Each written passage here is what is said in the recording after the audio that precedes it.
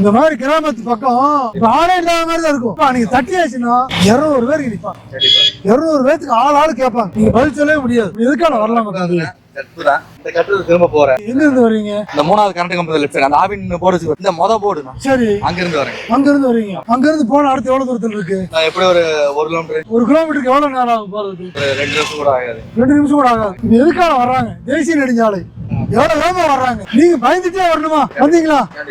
ஒரு நொடியில ஏதோ நடந்துச்சுன்னா நான் கைட்டு நிக்கிறேன். கைவிட்டு நிக்கிற மட்டும் இல்ல, வாழ்க்கை பூரா காணாம போயிடுது நிறைய பேத்துக்கு.